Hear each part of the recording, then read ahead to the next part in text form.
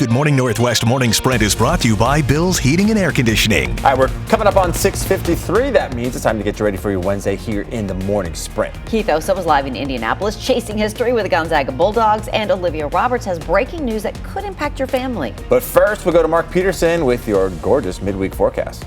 That will also impact your family in a positive way. First alert weather. We're just going to get right to the car wash forecast. Let's put 3 days right in front of you. Today it's going to be 60, tomorrow 65, mostly sunny all the way through Friday and 61.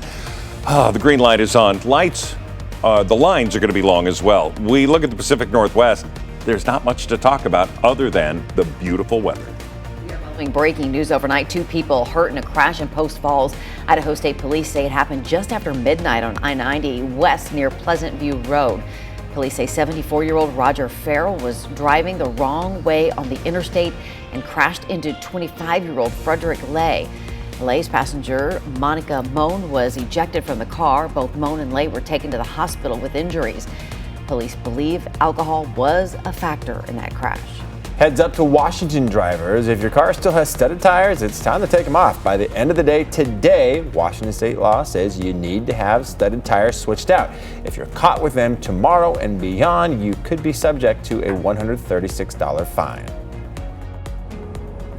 The Gonzaga Bulldogs are 30-0, just 2 wins away from history, becoming the first men's team to finish the season undefeated as a national champion since 1976. That was the Indiana Hoosiers right here in Indiana. Stepping in the way in the Final Four coming up Saturday, the UCLA Bruins. That game is going to tip off at just after 5:30 Saturday right here at Lucas Oil Stadium.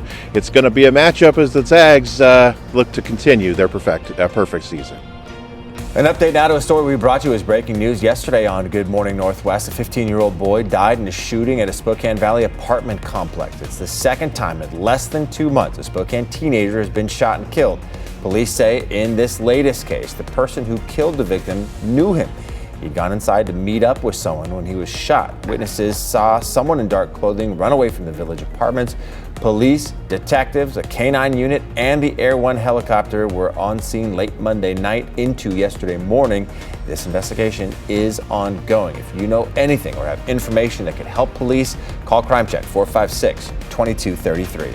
2 U.S. Capitol Police officers are suing former President Donald Trump over the January 6th insurrection. Capitol Police officers James Blasingame and Sidney Humby say that Trump should be held responsible for inciting the crowd.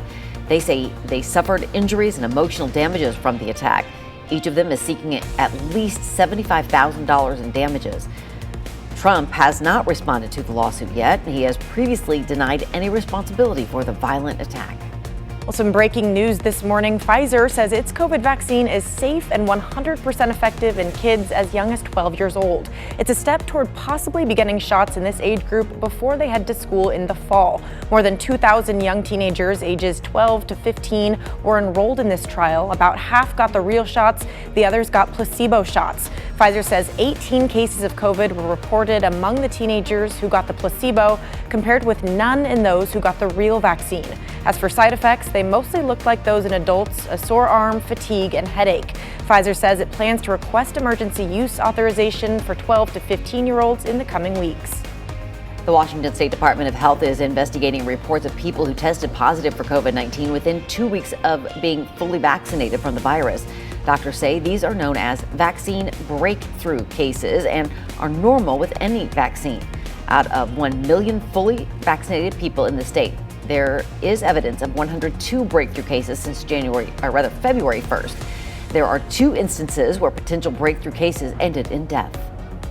If your child gets signed up to go to YMCA Camp Read this year, they can expect activities benefiting both their physical and mental health. Thanks to a new partnership with YFA Connections, campers will have the option to see an on-site therapist when they're away at camp. After a difficult school year and because going to summer camp is a different social environment entirely, YFA Connections is hoping therapists can be there to help kids with social anxiety and help them build relationships during their time at camp. They'll be there every Tuesday and Thursday for all 8 weeks. Camp registration is open now, but what camp activities will look like this year in terms of COVID guidelines is still unknown.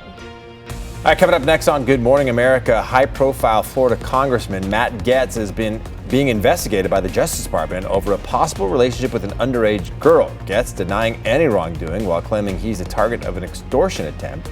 GMA has the story. Back with a final check of that weather for you after the break.